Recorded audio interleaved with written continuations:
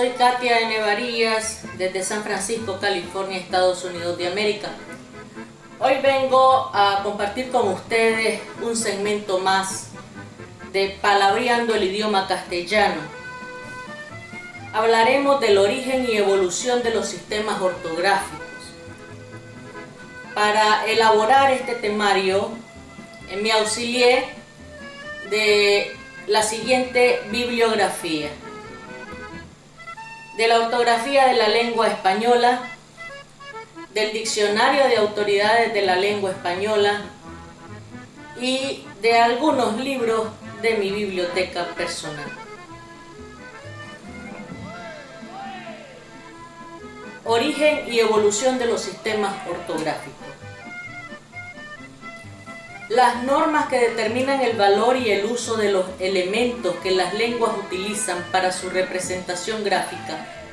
están implícitas en la propia práctica de su escritura. De allí que pueda hablarse de la ortografía de una lengua desde el momento mismo en que se documenta su uso escrito, aunque no exista todavía o no llegue a existir nunca una formulación explícita de sus reglas.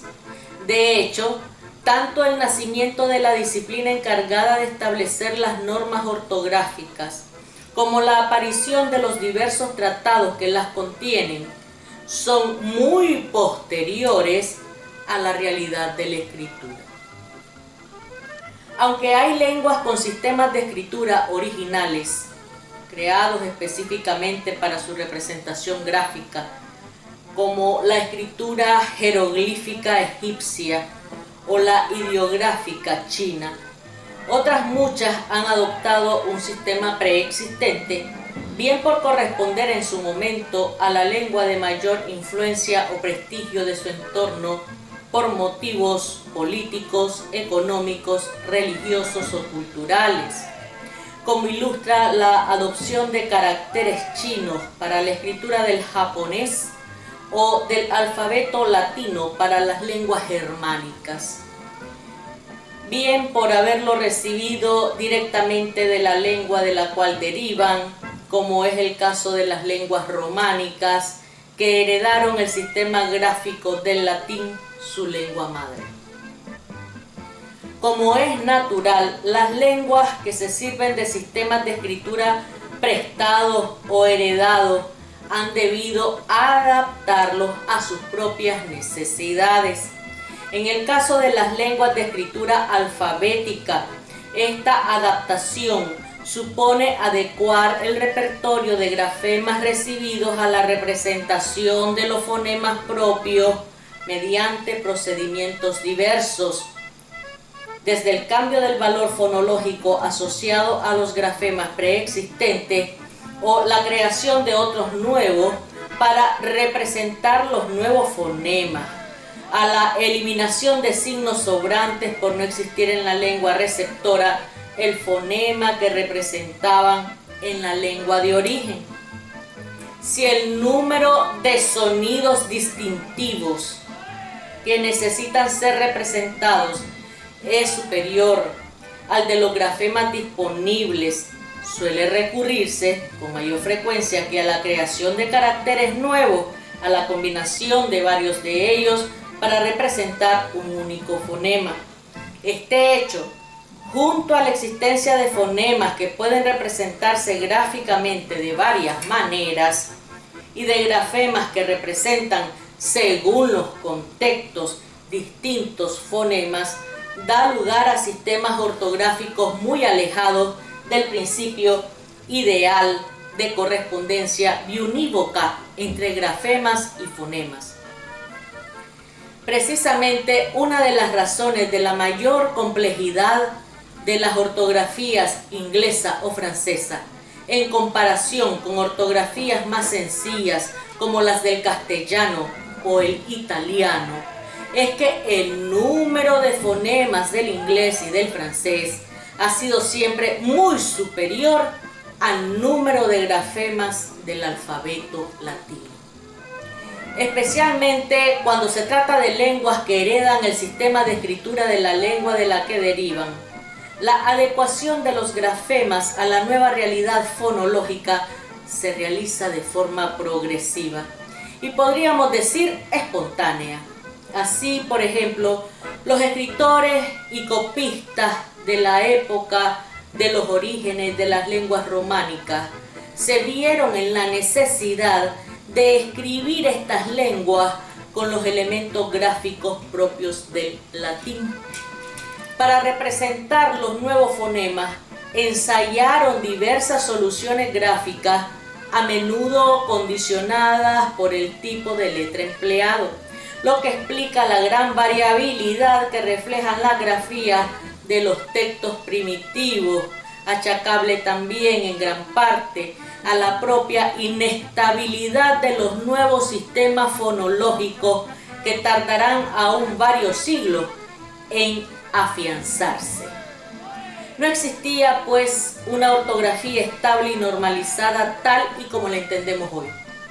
Los sistemas ortográficos de las diferentes lenguas se van consolidando en la medida en que determinados usos adquieren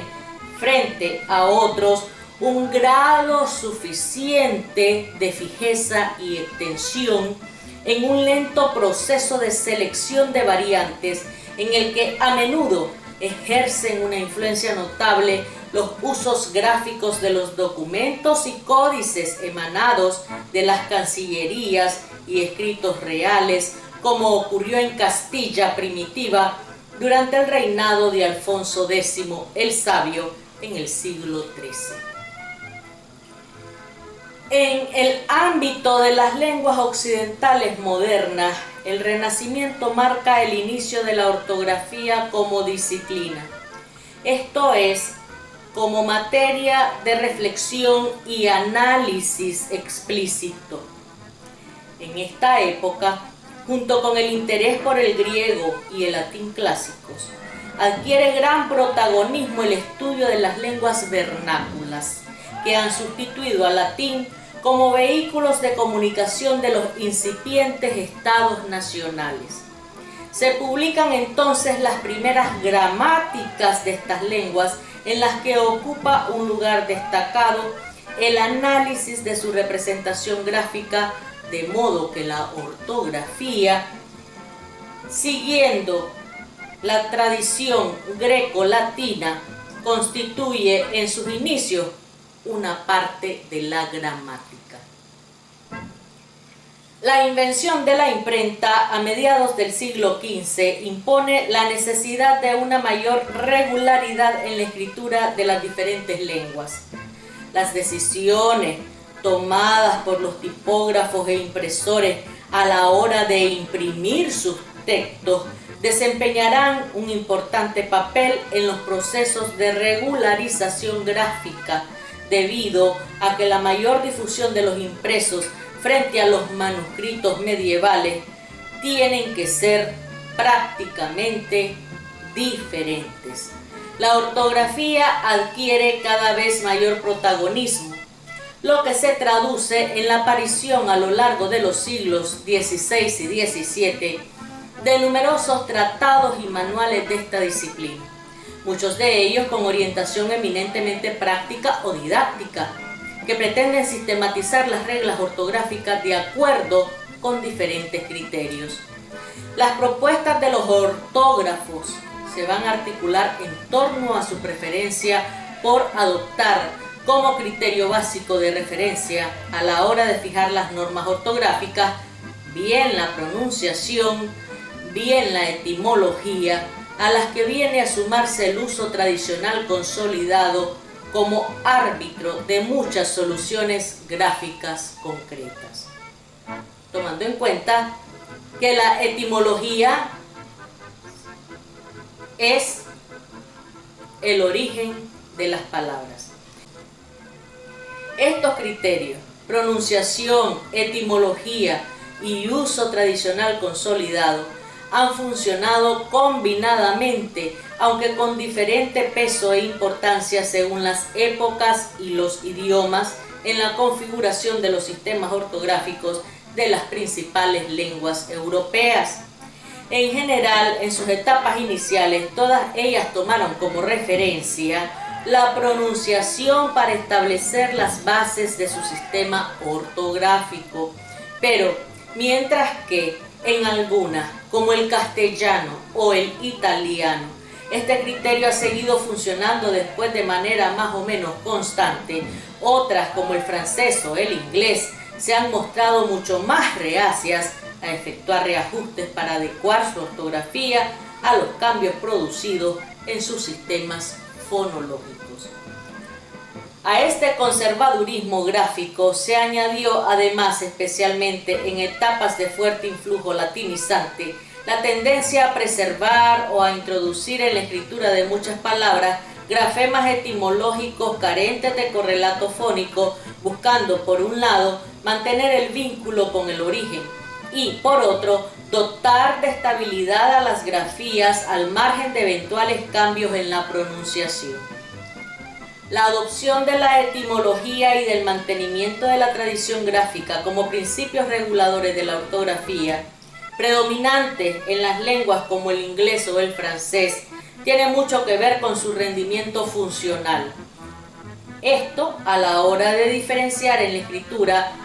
muchas palabras oralmente indistinguibles por su idéntica pronunciación. Así, esta función distintiva de la escritura ha tenido gran peso. Por ejemplo, en francés, lengua en la que se han mantenido numerosas grafías sin justificación fonética por su capacidad de distinguir homófonos, o sea, palabras de igual pronunciación pero de diferente significado, o por ser portadoras de información gramatical carente de reflejo en el habla. Ejemplo de ello es la E final, que distingue en la escritura francesa la forma femenina de la masculina en muchos adjetivos, aunque ambas formas se pronuncien de la misma manera. Como por ejemplo perdu, que significa pérdida, con idéntica pronunciación que perdu, perdido. La pugna entre los defensores de la tradición gráfica, en buena parte basada en la etimología, y los partidarios de realizar los ajustes necesarios para mantener en cada momento la adecuada correspondencia entre grafía y pronunciación, ha sido una constante en la historia de todas las lenguas de escritura alfabética que cuentan con ortografías de largo recorrido histórico y ha dado lugar a múltiples debates y polémicas. Precisamente esta falta de acuerdo entre los teóricos de la disciplina sobre los principios que tenían o que debían gobernar la ortografía contribuyó a retrasar el establecimiento en todas estas lenguas de una norma ortográfica uniforme y estable, y durante mucho tiempo aún la escritura siguió sometida en la práctica al criterio personal de autores e impresores. La normalización ortográfica solo comenzará a hacerse realidad cuando las distintas lenguas se doten de instituciones o de instrumentos cuya autoridad en materia lingüística sea reconocida y acatada mayoritariamente por el conjunto de sus hablantes. La progresiva asunción de atribuciones en materia educativa por parte del Estado, que se inició en el siglo XVIII con la Ilustración y se intensificó durante los siglos XIX y XX, explica la intervención creciente de los poderes públicos en los procesos de normalización ortográfica, movidos por la necesidad de contar con una ortografía uniforme y consolidada que, por un lado, garantizara la unidad lingüística y por otro, sirviera de referencia para la enseñanza de la lectura y la escritura en las escuelas. Con la promulgación de leyes específicas para la fijación de la norma ortográfica o para su reforma, con el concurso de órganos consultivos y organismos oficiales encargados de realizar propuestas y coordinar iniciativas en ese ámbito. Muchísimas gracias por su atención. Katia N. Varillas.